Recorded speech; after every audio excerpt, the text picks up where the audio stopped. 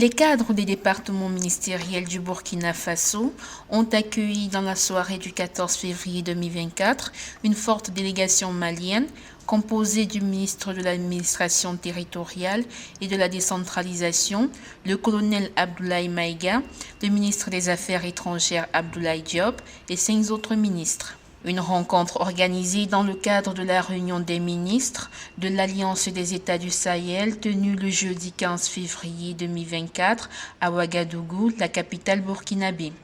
L'objectif de cette réunion est d'accélérer le processus de concrétisation des choix stratégiques dans la région sahélienne.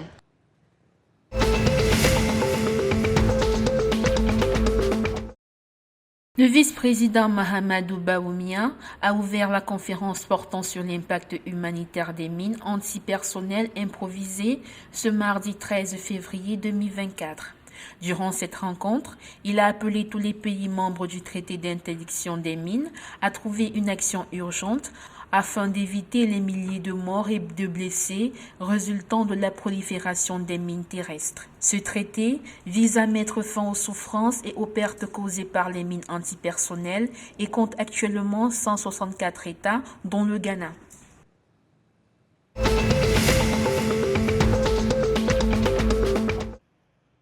Les revenus extractifs de l'État togolais ont atteint 20 milliards de francs CFA en 2021, selon le rapport de l'Initiative pour la transparence dans les industries extractives du Togo, publié récemment. La progression des ressources collectées a été de 13%, correspondant à 19,84 milliards, comparé à l'année d'avant, où elle avait atteint 17,53 milliards de francs CFA. Ces ressources ont été essentiellement engagées auprès des sociétés d'exploitation minière à grande échelle à la hauteur de 16,88 milliards de francs CFA contre 14,68 milliards de francs CFA en 2020, ce qui correspond à une progression de 15%. Quant aux exploitations de nappes souterraines, elles ont apporté 1,19 milliard de francs CFA comme l'année précédente.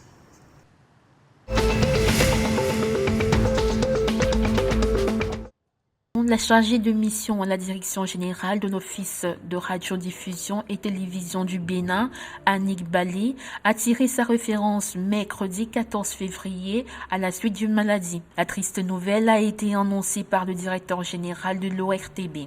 Annick Bali fut présentatrice vedette à la télévision nationale et par la suite rédactrice en chef, poste qu'elle a occupé jusqu'en 2010 avant d'être promue chef des programmes en 2016.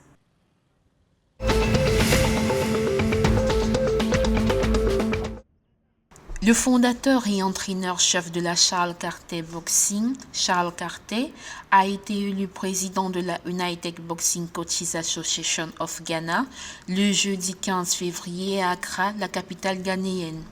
Il a battu par 52 voix contre 13 Rashid Williams, connu sous le nom de Biliva. Il sera secondé par le vice-président Lawrence Carloco du Bronze Boxing Gym et le deuxième vice-président Michael Benjamin Hadi. Par ailleurs, Charles Carter a beaucoup contribué dans le monde de la boxe au Ghana, mais aussi au-delà.